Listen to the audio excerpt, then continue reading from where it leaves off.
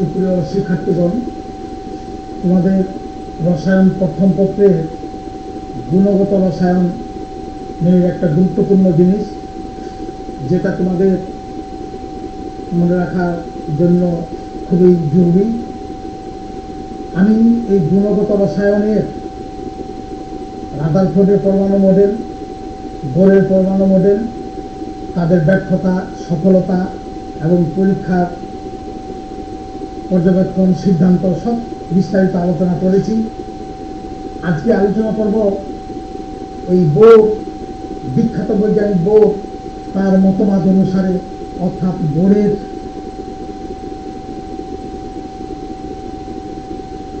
মতবাদ অনুসারে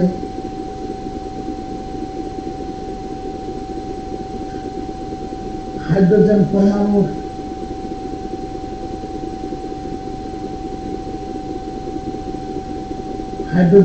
পরমাণুর n-তম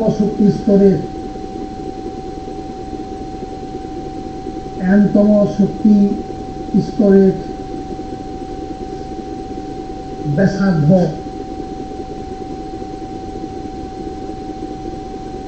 ব্যাসার্ধ নির্ণয়। নিউক্লিয়াসের এই চারিদিকে আবর্তনশীল ইলেকট্রন, বোরের মতবাদ যেটা আবর্তনশীল ইলেকট্রন বৃত্তাকারে পথে ঘুরে, যদিও সেটা সঠিকভাবে পরে প্রমাণিত হয়নি, কিন্তু সফলতা এতটুকু, এই আবর্তনশীল ইলেকট্রনটি যে বৃত্তাকারে ঘুরে, এই কথার উপর নির্ভর করে ব্যাসার্ধ নির্ণয় করা সম্ভব হয়েছে। এটা বোরের সফলতা, অর্থাৎ বোরের মতবাদ অনুসারে একমাত্র শক্তি স্তরে ব্যাসার্ধ নির্ণয় করার জন্য একটা ভালো উপায়। তো যাই হোক, এই প্রোটনের সংখ্যা জেড এবং প্রোটনের সংখ্যা জেড মানে পারমাণবিক সংখ্যা জেড, যেটা হাইড্রোজেন ক্ষেত্রে 1, এবং ধনাত্মকের পরিমাণ যদি ই হয়, তাহলে মোট ধনাত্মক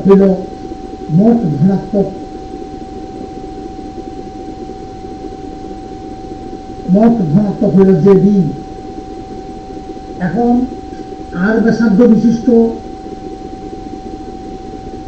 ব্যাসার্ধকে কেন্দ্র করে ইলেকট্রনটি আবর্তন করতেছে, তখন কুলম্বের সূত্র অনুসারে এর নিউক্লিয়াস পথিক কুলম্বের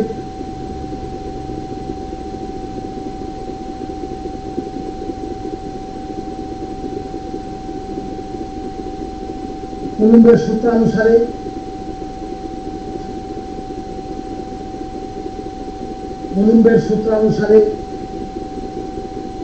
নিউক্লিয়াস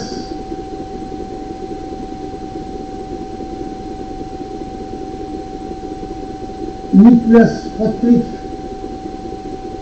ইলেকট্রনটির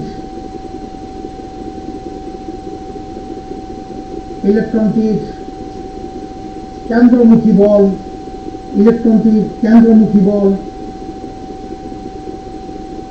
একটা কেন্দ্রমুখী বল আকর্ষণ হচ্ছে। এই কেন্দ্রমুখী বল সমান Z into E divide by R square, that is equal to Z square by R square, সমীকরণ নাম্বার 1। এই বলটা নিউক্লিয়াস ইলেকট্রনকে তার কেন্দ্রের দিকে টানতেছে। এখন কেন্দ্রের বাহিরে একটি বল, কেন্দ্র বিমুখী বল, সেটা ইলেকট্রনের ভর যদি m হয়, ভি গতিবেগে যে ইলেকট্রনটা ঘুরতেছে, গতিবেগ যদি ভি হয়, তাহলে কেন্দ্র বিমুখী বল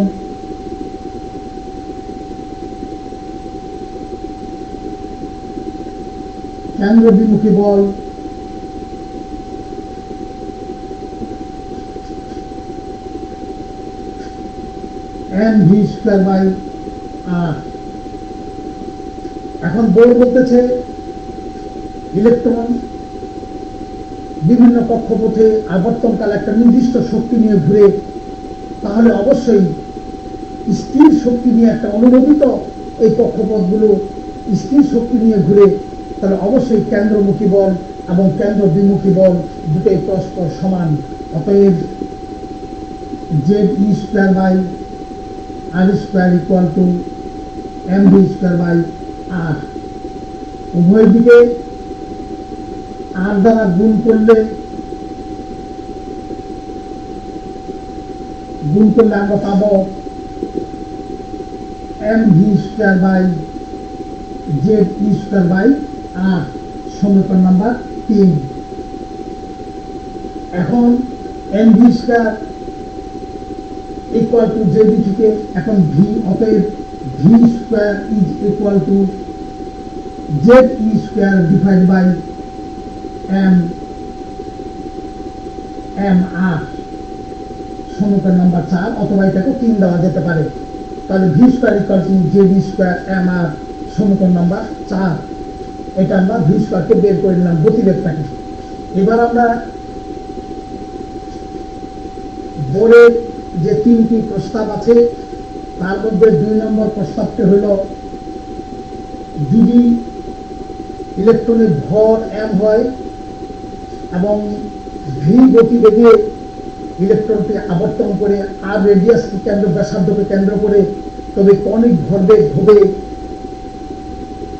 nh divide by twice pi, অর্থাৎ h divide by twice pi এর গুণিতকের সমান। অর্থাৎ কণিক ভরবেগ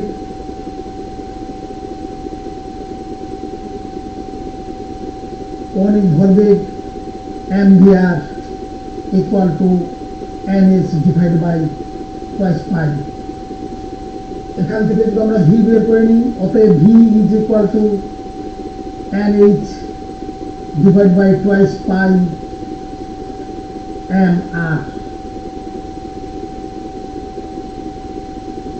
nr। এখন এটাকে v স্কয়ার সমান, অতএব v স্কয়ার যদি করে নিই তাহলে n square h square 4 pi square m square এবং r স্কয়ার, দিস ইজ সমীকরণ নাম্বার 5। এবং 4 এবং 5 কে তুলনা করলে আমরা পাবো v স্কয়ার মান, অথবা 5 নম্বর থেকে v স্কয়ার মান 4 নম্বরে বসিয়ে দিলে, অথবা 4 এবং 5 কে তুলনা করলে আমরা পাই আমরা ze square is divided by mr equal to n square h square 4 pi square m square r square। এখন উভয় দিকে mr দ্বারা গুণ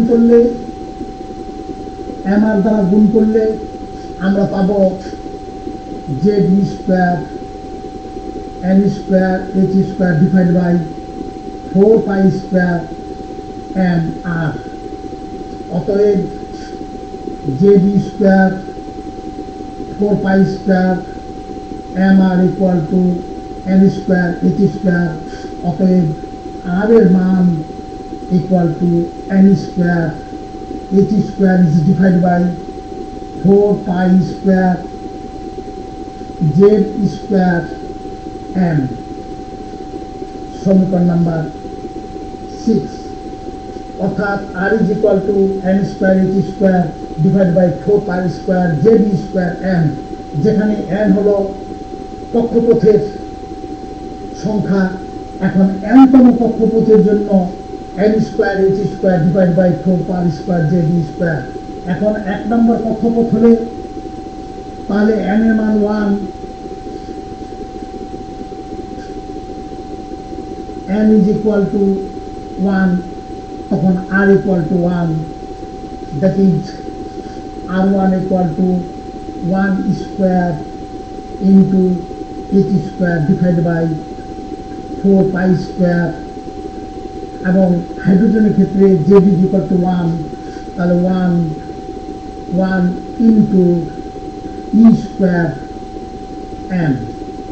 এখন আমরা প্রান্ত ধ্রুবক মানগুলো বসিয়ে দিলে তাহলে আমরা পাবো 6.626 into 10 to the power minus 27 all of this square, অর্থাৎ প্রান্ত ধ্রুবকের মান 4 into pi 3.14 all of this square, e হইল 4.8 into 10 to the power minus 10 ESU, m হইল 9.1 into 10 to the minus 27 গ্রাম।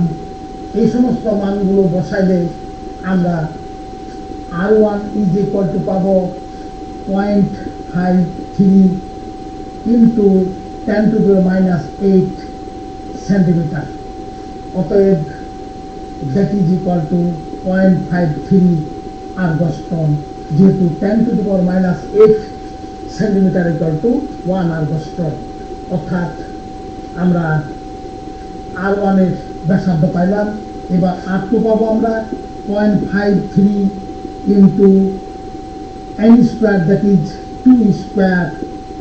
তাহলে আমরা পাবো 0.53 into 4। অনুরূপভাবে R3 equal to 0.53 into 3 square, that is 0.53 into 9। এইভাবে আমরা ক্রমান্বয়ে হাইড্রোজেন অর্থাৎ R1 এর মান আমরা পাইলাম, R1 এর মান পাইলাম 0.53 আরগস টন। অর্থাৎ 1 নম্বর ব্যাসার্ধ আমরা 0.53 আরগস টন পাইলাম। এইভাবে আমরা n-তম কক্ষপথের ব্যাসার্ধকে কেন্দ্র করে R1, R2 বিভিন্ন কক্ষপথের ব্যাসার্ধগুলো এই বোরের মতবাদ অনুসারে আমরা বের করা সম্ভবপর হয়েছে। এই হলো বোরের মতবাদ অনুসারে n-তম কক্ষপথের হাইড্রোজেনের জন্য n-তম কক্ষপথের ব্যাসার্ধ নির্ণয়ের হিসাব। তোমাদের সকলকেই ধন্যবাদ।